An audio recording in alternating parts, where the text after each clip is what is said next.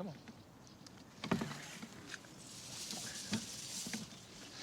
Hello, welcome to Gardener's World. Now, in a season of intense oranges, the orange plant that is most orange of all is Tithonia. Tithonia rotundifolia, the Mexican sunflower. And you can see that when it first opens, it is an intense vermilion. And then it fades with its orange boss and dies back to produce yet more flowers. This is Tithonia torch. It will grow to about 5 foot tall, sometimes 6 foot, on our rich soil, and will go on producing flowers all late summer and all autumn till the first frost.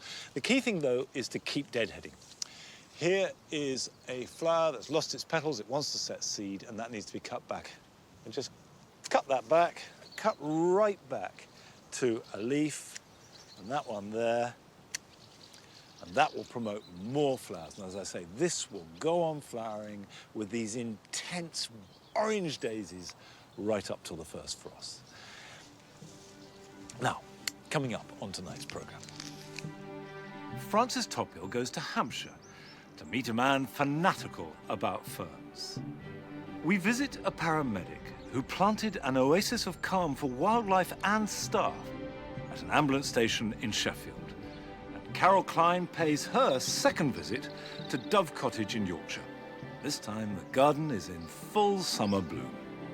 And I shall be adding some late-season plants for my wildlife garden. Come on, Nigel, out of the way. Good boy.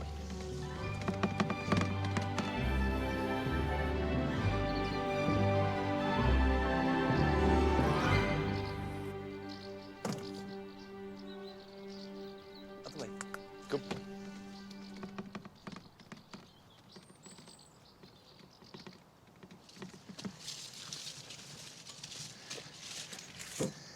If the jewel garden is an intense furnace of colour, the spring garden at this time of year is a cool oasis of green.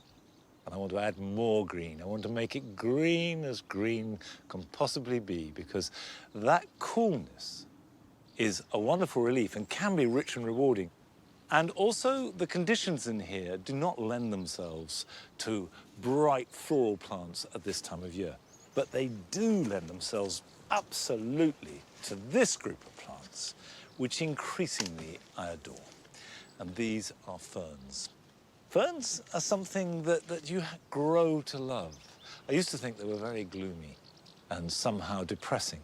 I now think they're completely fascinating and beautiful. And I'm planting more and more, and they're perfect for situations like this. This looks as though it's well watered because we had a torrential downpour a day ago.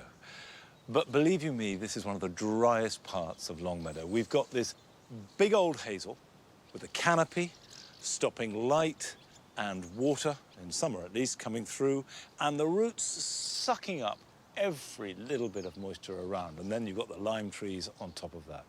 But you do need to choose your ferns carefully, because not all ferns are adapted to dry shade. I've got polystyrchum. Now, polystyrchum comes from Japan. It's a sort of conventional fern. If you've got a child to draw a fern, it would look something like this. And will cope very happily with limey soil. Some ferns need acidic soil and really does need good drainage. This is a polypody. Now, polypodies are the archetypal fern for dry, dark corners, dry shade.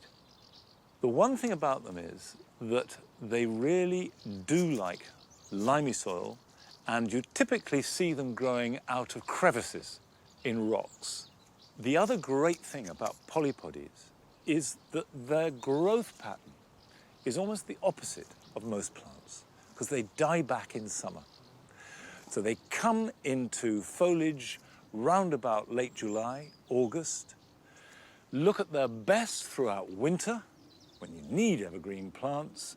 So if you want really good winter green in corners where not much else will grow, polypodies are an ideal plant.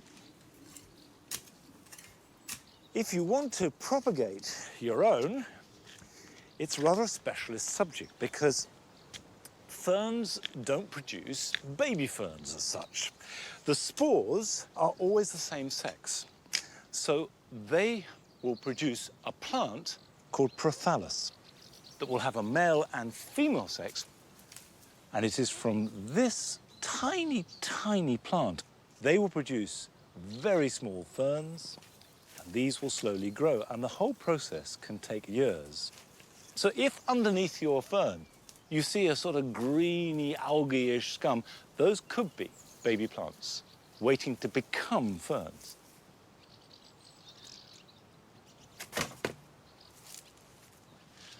I'll find places for the rest of that batch. And I like the way that you can hunt out nooks and crannies where ferns look really good and almost nothing else will thrive. And by doing this, over the last just handful of years, we've accumulated lots and lots of ferns here at Longmeadow, whereas 10 years ago we had hardly any. They grow upon you. I really like them. However, my affection for ferns pales into insignificance compared to the man that Francis went to visit down in Hampshire.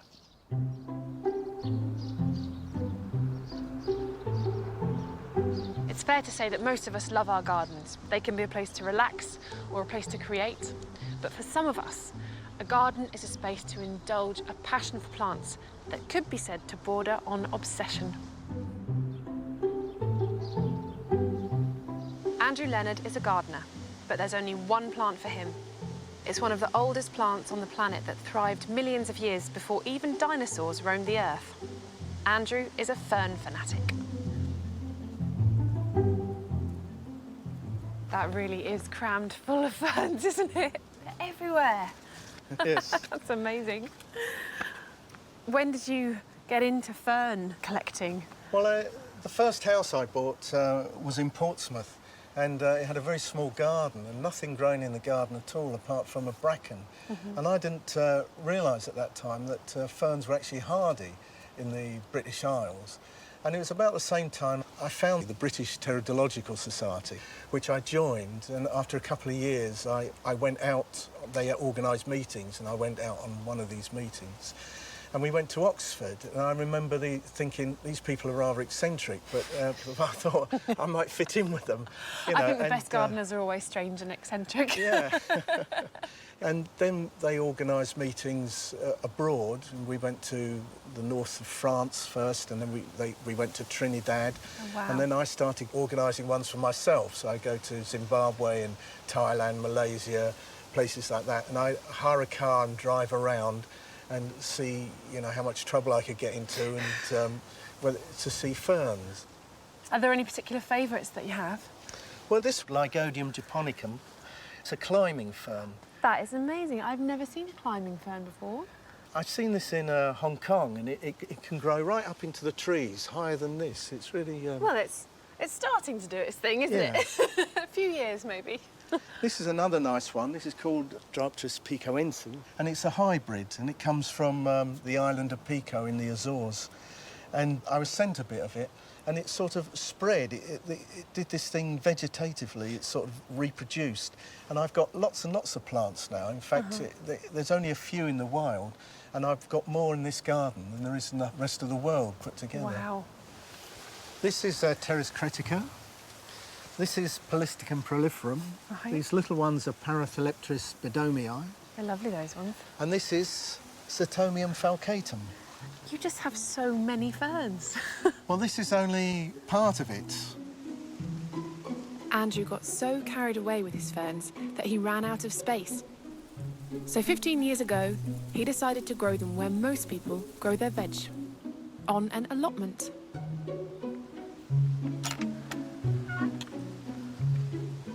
Oh my goodness. I have never seen so many ferns on an allotment. What is it about ferns that you just love so much? Well, I don't really know the answer to that. It's like an interest or a hobby that's sort of, in a way, got out of hand. I find they're quite easy to grow as well. You just put them in the ground, and then they're either, in a sense, they're either happy and they grow, or they're not and they disappear. You know where you stand. Yeah. But I suppose this sort of, the shade tunnel with the kind of slightly more sheltered position is good for most ferns. A lot of these ferns like woodland conditions. which is sort of, and this is mimicking that, but there'll be less evaporation down here, so they probably keep a bit damper. And I suppose that moisture is good for the spores in order for them to germinate. Yes, Yeah. so a lot of people like growing ferns from spores, and in fact, in our Fern Society, we have something called the Spore Exchange, and you can write into them at the beginning of the year, and they will give you spores. And in that way, you can grow ferns from all over the world.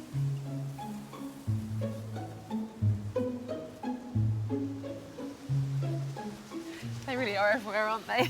Well, we talked about them needing shade and shelter, but this is a common English fern. In fact, grows quite well outside. Yeah. I think it might be getting extra water from the polytunnel. This is an interesting fern. It's called Polystichum exdicei, and it was a hybrid made by Dr. Anne Sleep deliberately from a fern that grows in the northern hemisphere and a fern that grows in the southern hemisphere. OK. And this is something that in the wild would never exist because the two plants would never meet. Exactly. Completely man-made. Isn't that amazing?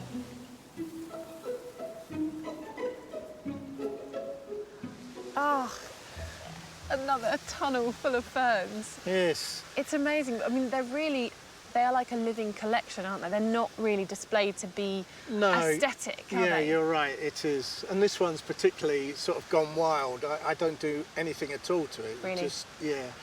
This one's called the kangaroo fern, Microsorium diversifolium. And it's quite a pretty looking thing. It is beautiful, isn't it? And you can see the rhizomes. They grow near the surface. So is that how you divide it then, by those rhizomes? Yeah, you can just cut them with a pair of scissors and then lift the whole thing up and plant it somewhere else. It's quite interesting because the young or new fronds are entire. They look like this. Yeah. But the mature fronds are quite pinnate. That's a lovely fern.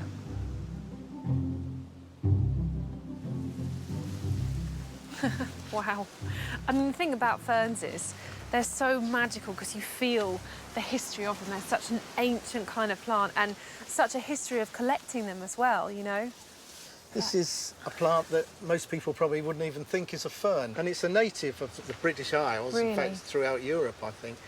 And it's called Ophioglossum vulgatum. It thrives in conditions like this inside this polytunnel. That is amazing. I mean, ferns obviously come in loads of different shapes and sizes, and just coming here you can see that, but that is an amazingly unusual fern. Yeah. Do you have a favourite? Well, not really, but I like them all. So much to choose from. Yeah.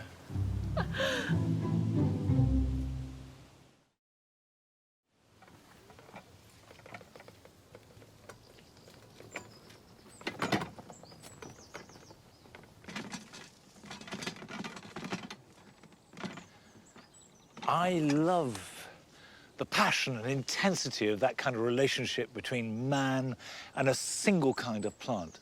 But it could not be further removed from this kind of gardening in the wildlife garden that I made here at Longmeadow a few years ago. Because the whole point of an area like this is to have as diverse a range of plants that will attract the widest range of insects and animals possible in a garden. There's another element to that, though. A garden has got to be for you as well as wildlife. It's no good just observing it. You've got to be part of it, and it has got to be part of your garden. So in other words, it's got to please you. And I feel here, this garden needs a little bit of reining in, of tightening up, so that it can feel like part of the garden rather than the wildlife corner. For a start, the comfrey we've got growing here. Comfrey flowers are fabulous for bees, and I certainly don't want to cut back any that are here. But the leaves are a little bit suffocating on the plants around, so I want to cut some of those back. So that's where I'm going to begin.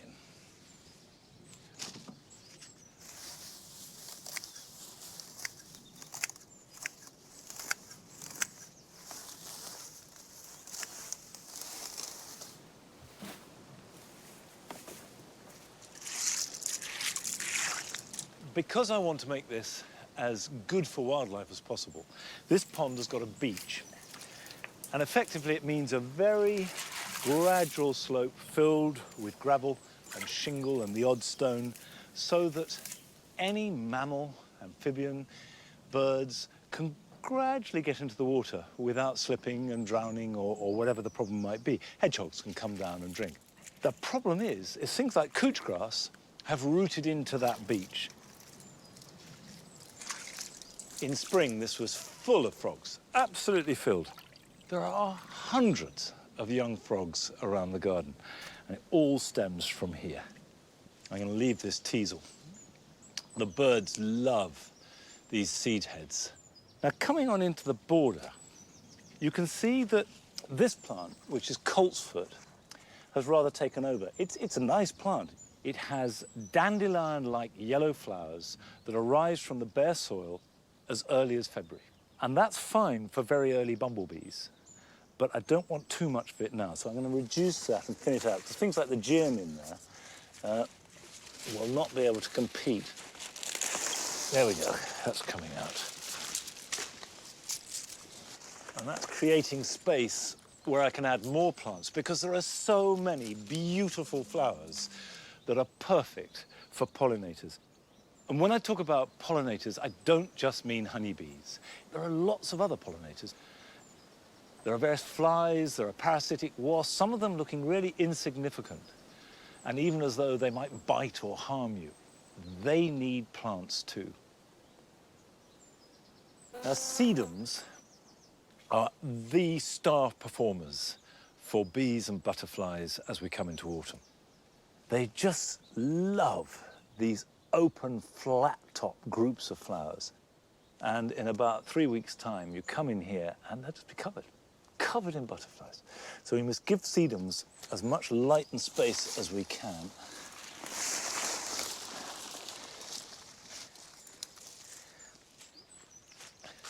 Now, all this material is going to go to the compost heap. And from the compost heap, it will break down, and the bacteria and the fungi will come back into the garden. It's all wildlife. However, if I was doing this in a month's time, let alone 2 months' time, any woody material or stems I'd either leave in the borders or stack up to provide cover. The last thing I'm going to do in here is clear it for winter. Now, you can do this in your own garden. You can make the mix of a garden for you and a garden for wildlife that everybody, every living creature can share and enjoy on its own merits. If you've got a garden, if you've got space, but if you haven't, then it's much more awkward. And we went to Sheffield to visit a man who, in the course of his work, has made a wildlife garden that is great for the natural world all around him and also the people he works with.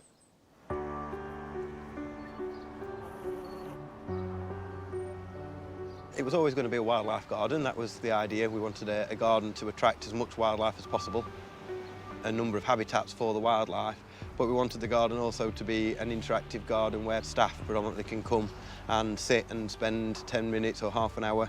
So it was trying to combine the two things. I've been a paramedic for about 20 years and a paramedic practitioner for the last 5 or 6 years. I've worked for the ambulance service straight from school. It's all I've ever done. It's all I ever wanted to do. You never really know what you're going to walk into. I think that's part of the excitement.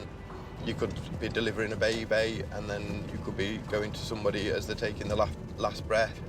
Some days can be really challenging and it can take a toll on you. Part of my way of dealing with things is doing things with wildlife, doing things in the garden is all part of my strategy to keep my mind free of any of the demons that can sometimes creep in. The station that we're at, we're quite lucky in that we have got a fair amount of outdoor space. The outdoor space was not used. It was just an expanse of grass that was mown monthly. We approached Royal Botanic Gardens at Kew, one of their outreach projects called Grow Wild. Grow Wild agreed to provide seed packs to workplaces in exchange for them rewilding the area. I approached my managers to make sure that it was something that they were happy for us to do, and it just snowballed from there. The mix that Grow Wild send are a mixture of perennials and annual wildflowers.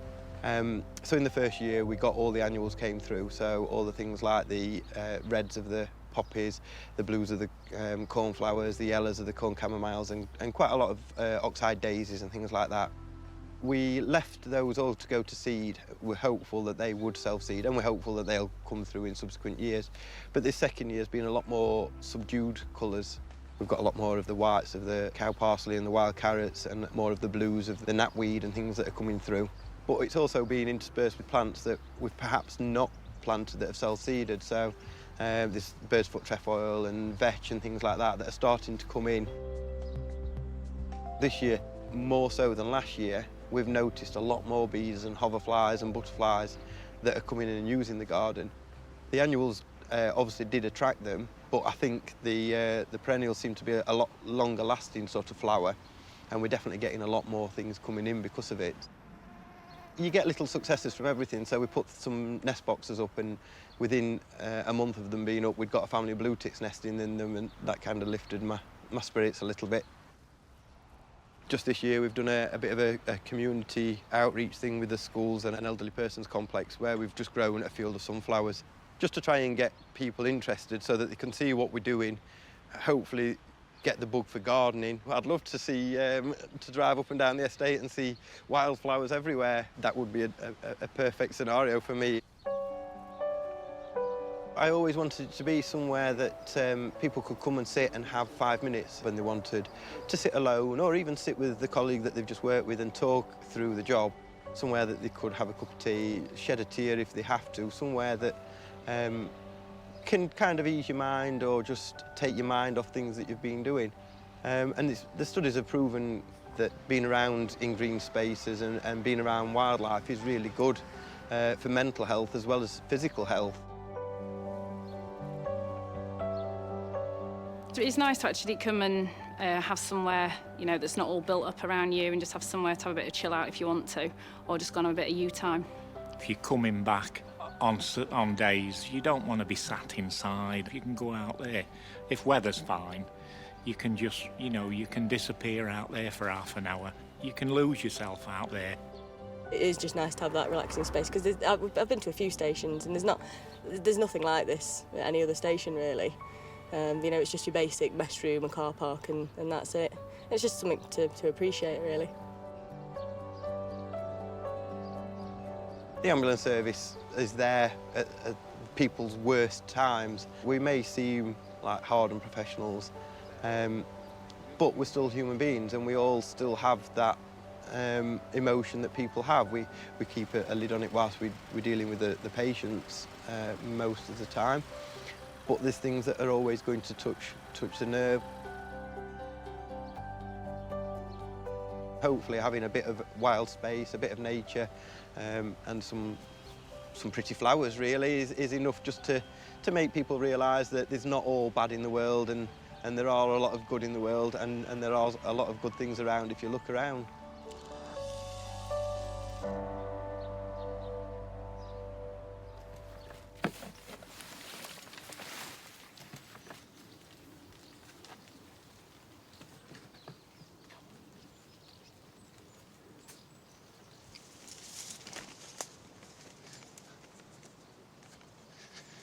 I think one of the understated claims of wildlife gardens is that other than being good for your garden because they make it more healthy, and being good for the planet because they include diversity, they're great for the gardener.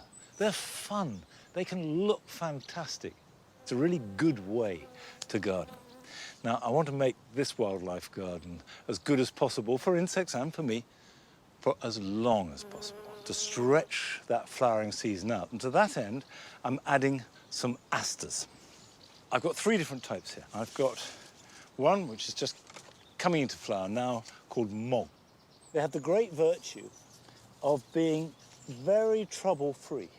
They don't get mold, they reliably flower, and as long as they get a bit of sunshine and some fairly good drainage, that is quite important, they are a really easy, good aster to grow. And they have this lovely pale sort of mauve lavender flower with the yellow centre. And that will grow up when it's mature to about 3 foot to 1 metre tall. The second one is one of my absolute favourites. This is Aster divaricatus, and it's a woodland aster. I wouldn't waste this aster on a sunny spot because it's happiest in shade, either dapple shade or even full shade. I've got it growing in various parts of the garden, and it shines out.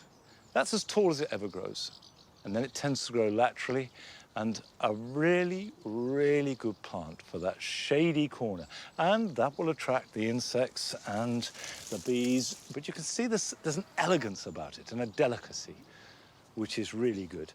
And finally, I have an aster called Little Carlo. This hasn't started to flower yet, but it will fairly soon. And that will have a mass of pale blue, lilac-y coloured flowers. Now, if I give this some sunshine and put it in a group next to Morgue, that will give me flowers into autumn. So hopefully the border will look the better for it, it'll attract more insects, and these will be very happy. Of course, what I'm trying to do is make this late flowering look good and be good for wildlife. But I do know that however hard I try, it is not going to look nearly as spectacular as Stephen Rogers' garden at Dove Cottage in Yorkshire. And Carol went back to pay a second visit to relish the range of colours that Stephen has incorporated into the garden at this time of year.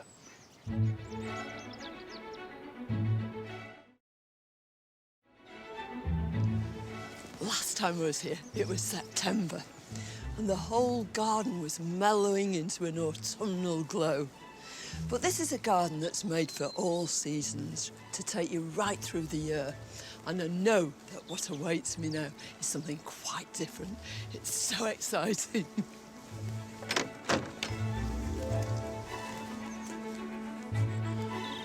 It's astonishing. It's also huge.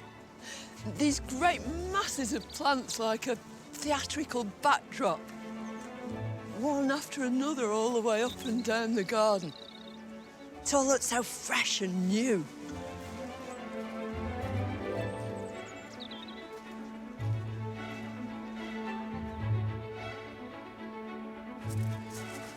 When we were here last time, it was all about grasses. But now the flowers have taken charge. Right the way through all these beds, there are big splashes of really vibrant colour. It's really difficult to combine pinks. But here, Steve's cleverly interwoven these patches of lilac. This veronicastrum, this is roseum. Stiff spikes, tiny little pale pink flowers, making these punctuation marks all the way through. And the rest of it is big, soft mounds, like this pale pink monarda. But there's another bit round the corner with a completely different idea.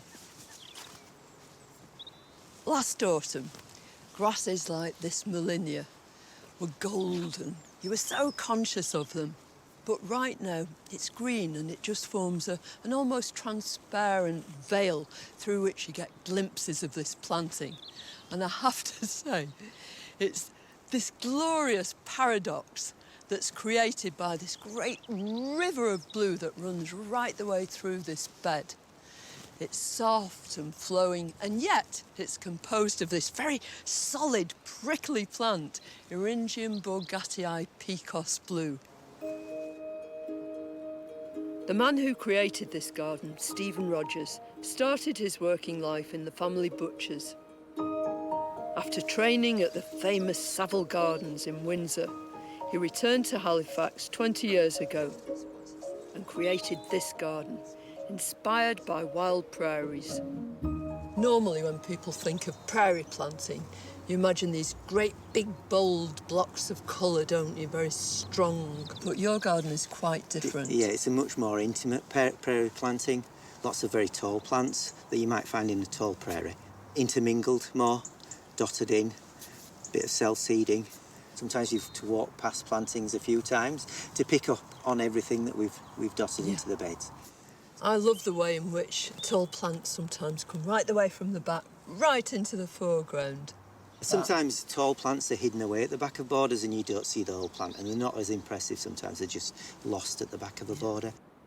And you're concerned with time, aren't you, with the garden working right the way through the seasons? Yeah, that's right. We're very happy to have this gradual build-up through the year where we've got good foliage and touches of colour, the early part of the year, and then as we get into late summer, we get onto the full colour now that we've got. Right now. I think it's positively painterly. We've worked very hard on the colours and chosen very carefully.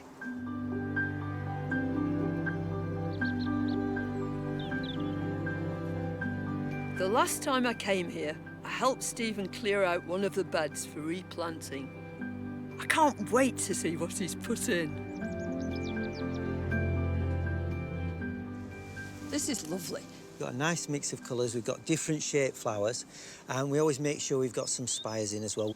And then we've used for late colour monadas and phlox and calamaris. That monarda is very much on its own, It is, because it's a very difficult colour to place. It's so vibrant, but having the hedge at the back of it just sets it off perfectly. This lovely dark green backdrop. It is.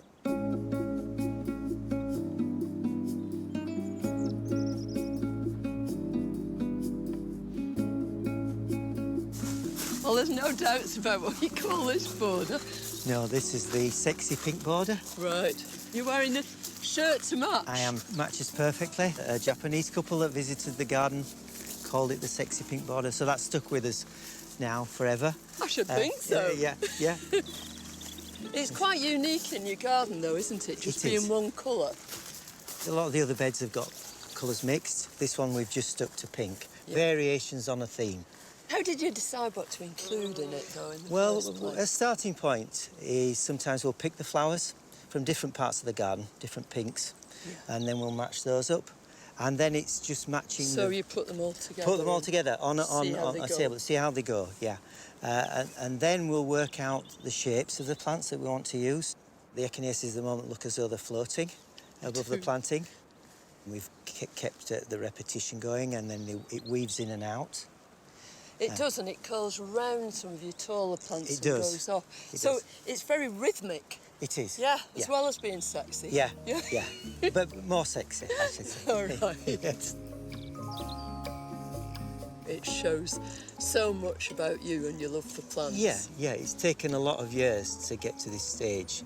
And it's all the advice we've been given along the way and places that have inspired us that have got us to this and these sorts of plantings. And lots of love. Lots of love, lots of plants love. But that amalgamation has resulted in this. This most splendid garden. It's wonderful. Thank you.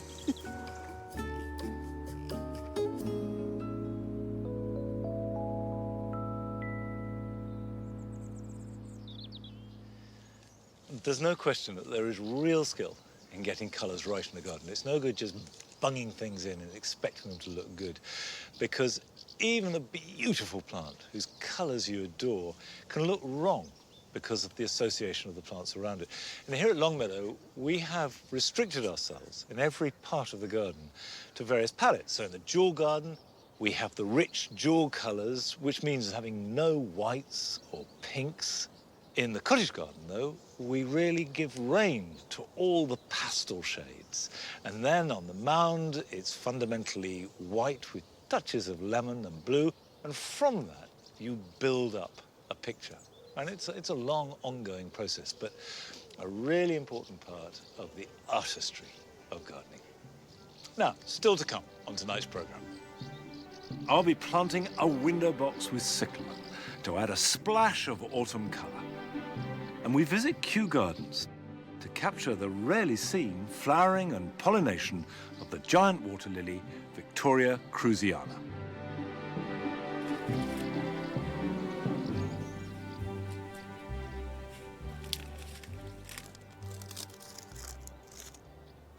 I'm planting out rocket that was sown on the 18th of July, so that's about 6 weeks ago.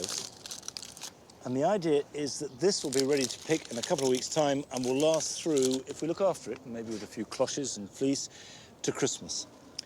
And the seeds, the rocket seeds that I sowed a week ago, will be ready to plant into the greenhouse sort of the middle of October when we take the tomatoes out.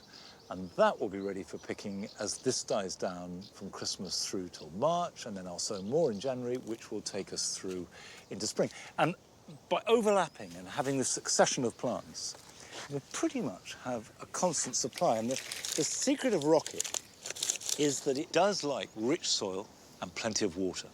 Give it plenty of compost if you've got some, and certainly don't let it dry out, because otherwise it bolts. Now, the soil here, in fact, in these new beds is quite heavy and claggy. And I'm adding lots and lots of compost, and slowly it's getting better. But the main thing is I know it's fertile. I know that things will and do grow really well here. But Arret Anderson has been to the new developments that have been going on over the last decade or so around King's Cross and found a garden where, initially at least, there was nothing, no soil at all. But where there's a will, there's a way. And she's discovered that a lot of ingenuity has created a rather special garden.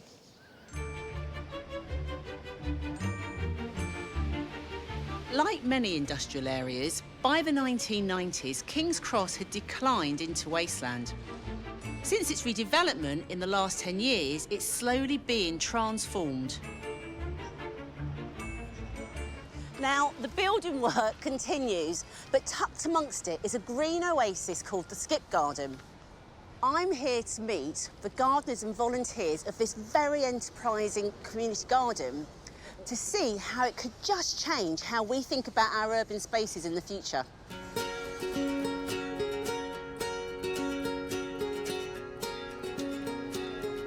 I can see why it's called the Skip Garden. What makes this garden unique is that it's movable and has been in 4 different locations around the development over the last 10 years. There are 7 skips on this small site, all maintained by the charity Global Generation, who run courses for people of all ages. And one of their gardeners, Julie Reel, can explain how skips have become raised beds. So the skip came from the local developer who gave them to us when they couldn't use them as skips anymore, and we turned them into a movable garden. And they were amazing for us because it was the first thing that we could move around with the garden. So they keep you really nomadic. It means you can just kind of go anywhere. Absolutely. That's the whole point of the skip garden, in a way, is to be able to follow the development of King's Cross. And so we're now on a 4th site, and the skips have followed us through 3 of our sites, and they're still here today, and they represent the core of our garden. There's bits of building materials and all sorts of scraps. Well, the concept of the whole skip garden was to create something with the community and the material that existed around here. So a lot of the things were donated, were secondhand, were rubbish for other people and gold for us. And so we built things using what was around. And the windows you can see behind me on the glass house were collected by a student who designed this for us. So most of the things around here are material that would otherwise have been wasted. Which is superb. What are you trying to achieve for this garden? Well, we're trying to connect the community with each other, but also with nature via activities, by being the lung of King's Cross development site, because we're green, we're open to everyone within a site that is still full of crane and bulldozer and building noises, and that's what we're trying to achieve. What are in all those lovely skips? So the very first one is our herb skip, and it contains all of the delicious, perennial, gorgeous herbs we use a lot in the kitchen, from rosemary to sage to the very weedy lemon verbena and all those very scented ones. And then we have 3 skips that represents the crop rotation you would have in a normal garden. So we never grow the same family of crop again in the same skip. Okay. And this is my absolute favorite. It's our orchard skip. And we managed to transform this skip to allow us to grow fruit trees into a very small space. And it's a good way for us to say you don't need a huge garden to grow fruits. So come with me, because there's something here I really like to show you. And they're my favorite pets in the garden. So here you've got our wormery. So wormeries are a tower in which we keep special worms which will digest the food scraps from the kitchen and create 2 things that are amazing. This little black thing here, that's actually gorgeous soil, and that we use it as a fertilizer on the garden. And worm tea, which is this liquid down there, that is a bit like worm pea, and it's full of beneficial soil bacteria. So when you're growing organically, this is like gold dust. Yeah. Once diluted, the worm tea can be watered into the plants as a homemade fertiliser. So what we've got going on in here then? So the purpose of the polytunnel is very much to grow greens for the cafe, which they use in salads and in all their other lovely food. Lovely, looks great. And what's that down there? So we also, as a garden team, like a bit of unusual stuff. Yes. So this, what you have here, is a red orache, and it's the same family as fatten. So it is related to a common weed, but it's edible, it tastes like spinach, and it's red. Can I have a so little it's bit? amazing. Oh yeah, please do. It's very nice. Quite delicate. Very nice. And what's that little one down there? This one here is called oca, or New Zealand yam, and it's a very weird root vegetable, and it has a texture of a potato with the taste of a lemon. I'm liking that. And it's bright pink and bright yellow, so we were all over that, of course. Yeah, of course. I love the look of that. Looks great. Yes. The lifeblood of this garden is its visitors. They have twilight gardening for people to visit after work, a myriad of youth programmes, and they invite families here to have fun together in the garden. Do you guys recognise anything? That mint. That's the mint. Absolutely. And what about this? Look at that. Lavender. Lavender. We come here all the time. I love the fact that she can come here and do a little bit of cooking, a bit of gardening. She loves feeding the chickens, so she gets a little bit of contact with nature. You'll be gardening soon, won't you? I hope so. Julie, what is it about it for you that makes this garden really special? Well, first of all, I think it's where it is. It is in the middle of King's Cross, which is a highly developed site in the middle of a very busy city. And we have all sorts of people coming here from all backgrounds, from very tiny to elderly people, and that's what makes this garden kind of so unique and so special. I agree, and I hope that more cities and more developers get confident to make sure every single space counts and to keep the oasis of green going. The Skip Garden has found a home here for at least another year, and true to its nomadic ethos, will eventually move again to enrich another corner of this development.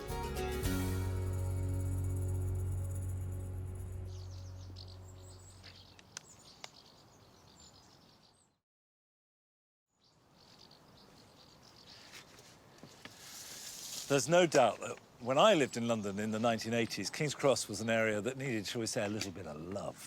Well, it's had love and money and has developed, and that's good to see. And it's also good to see that it's not just steel and glass and money.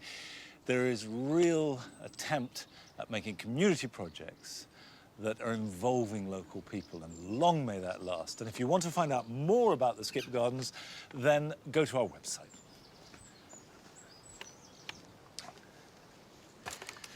At this time of year, one of the smaller but brighter stars in the garden are cyclamen.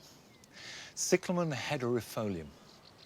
And the hederifolium refers to the leaves that look a bit ivy-shaped, but you won't see them at this time of year because the flowers arise naked from the soil, and then the leaves only start to grow after the flowers have finished. Now, these are tiny little flowers, but with real intensity. And if you have these kind of cyclamen, which is Cyclamen persicum, you can always tell persicum because the flowers are so much bigger than any hardy type. These are house plants, essentially. They don't tolerate cold. Don't plant them in the garden because they won't survive. However, Cyclamen hederifolium will last for years and years and spread in the garden. Now, what I want to do is plant them actually into a window box because they make great potted plants as well as garden plants. I've got a window box here, and it's worth pointing out that I've drilled holes in the bottom. The thing they hate is sitting in wet, moist soil. I'm using a seed compost. They do not need any extra garden compost, manure, or fertilizer of any sort. And I'm adding to that some leaf mould. I'm always going on about making leaf mould, but it's fantastic stuff. And for plants like cyclamen, it's heaven. And it's a very loose, light, fluffy mix, which will be perfect for these plants. And I'm going to mix them up with some ivy so it trails over the front edge. You want a big display, and these will give you flowers from now for another month. Each flower lasts for weeks. And when these are finished, if I don't want to leave them in the window box, I can plant them into the garden. Nige, stop it. It's just showing off. They'll take some sunshine, but not full sunshine. So, for example, this window box absolutely should not go on a south-facing aspect. North-facing or east-facing would be ideal. When it's finished flowering, the whole surface will be covered by the foliage, and that will give an evergreen display throughout winter. Now, I'll put this one side and find a home for it in a minute. Because I'm also going to plant up a little terracotta alpine pan. Because cyclamens are really nice in little terracotta pots. It doesn't have to be a great big container. And I'm going to plant this. This is a new type of Cyclamen hedropholium bred in Holland. It's called ivy ice, and it has flowers and foliage at the same time. So I'm going to put some compost in the bottom, and a bit of leaf mould, and just plant a few in this little pan. And he's going to sit slightly proud of the pot, but that won't matter because they're not going to live in here forever. That can be put somewhere where it will brighten up a dark corner. It'll be very happy, tucked away where other plants would languish. So I'm going to go and find a place for it.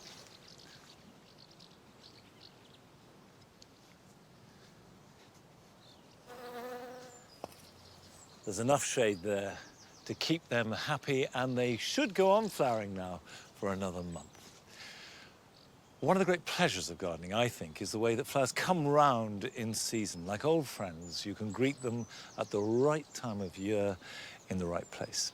It also means that if things don't go well this year, there's always another stab at it next year. But some plants flower so irregularly, and there's such a long gap between those flowerings that they become newsworthy events. And we went along to Kew Gardens, where the giant water lily, Victoria cruziana, was coming into flower.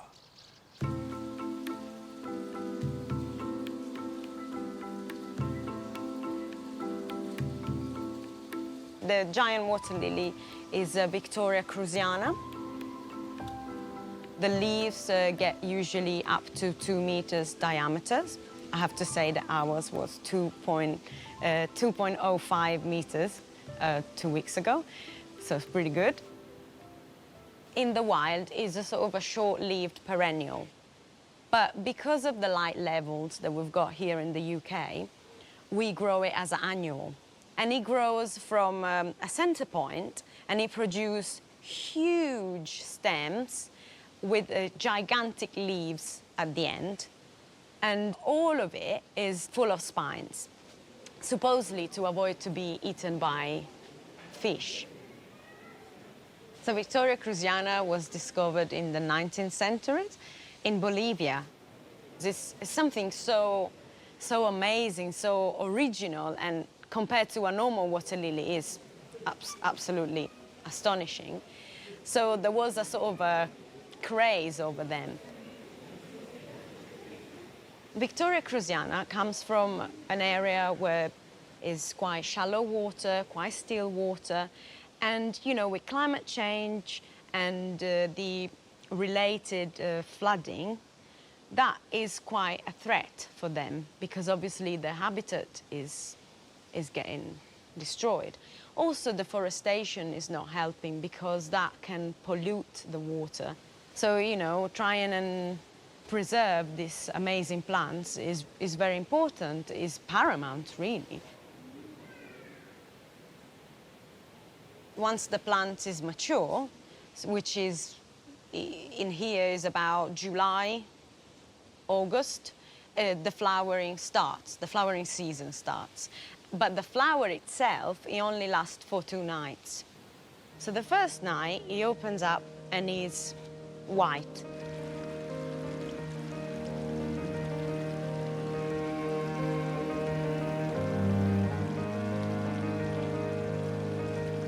And that is the sort of female phase of the flower.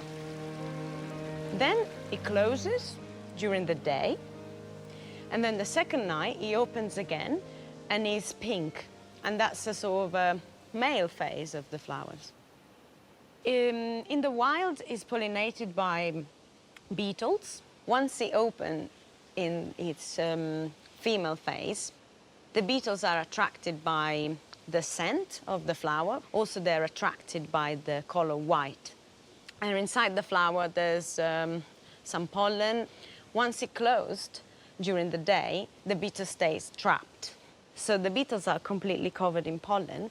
So then when they come out and they go to another flower, which will be female phase, they will pollinate it. So in the house, obviously, we don't have any beetles, so we play the beetle card.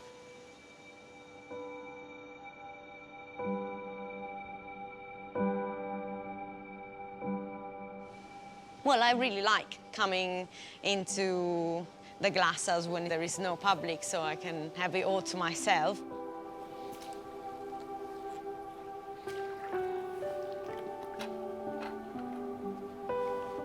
Once the sun has gone down, then we come in and then we pollinate, because that's essentially what would happen in nature. The beetles will come out at night. The beetles will go inside the flower when it's white in a female phase. At the moment it's in the male phase because it's pink. However, the stigma cap inside is still receptive, so I'll be able to pollinate it very easily. So I'm picking up the pollen that I've collected last night, and then I'll stick it right inside in the middle of the flower, and then I'll just move it around because all of it is receptive. There is a lot of pollen actually, so it's really good. So as the flower is now going to go underwater, I need to protect the seed that will come up in 8 to 10 weeks. So what I've got with me, I've got a kind of a net that I can put over the flower. So this will protect the seeds. Once the fruit is ready with all the seeds, we'll collect them and we'll clean them, we'll take all the pulp off, and they'll be underwater all the time. And we'll take them to the tropical nursery, and then March or April, depending on the weather, we'll be able to have our new little Victoria here to be planted and start a new cycle. It's really cool to being able to make a life start, producing seeds. This is very rewarding. I really enjoy it.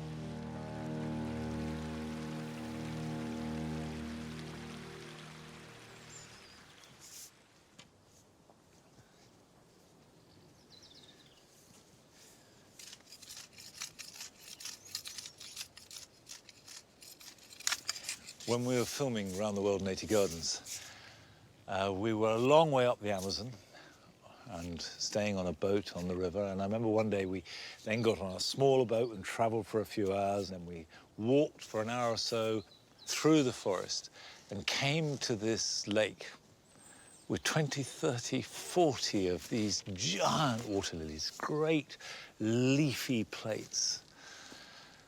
And in that heat and that humidity, it was an unforgettable experience. Seems a far cry from hoeing my veg patch, but it's a job that needs doing. Like these others that you can do this weekend.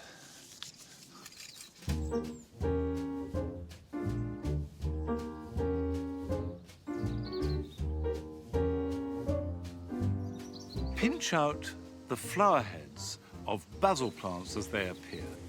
This time of year, they're trying to set seed as quickly as they can, and this takes the energy from the leaves and makes them coarser and much less tasty. If, like me, you sowed some turnips a few weeks ago, they will have germinated, and you'll have a rash of young plants. They need thinning.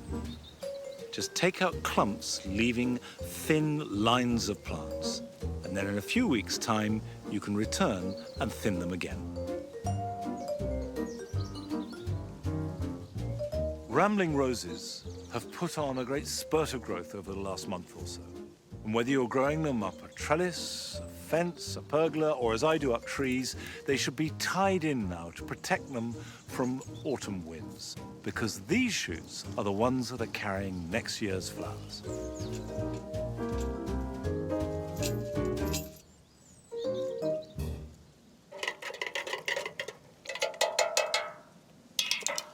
A weekly job at this time of year is to keep feeding the pots, particularly hungry plants like these bananas in the Kew Garden. The pots have outgrown most of their fertility and nutrition. And to keep it looking really good and vibrant for as long as possible, they do need a regular feed. This is just liquid seaweed, quite a weak mix, and that's enough to keep them going.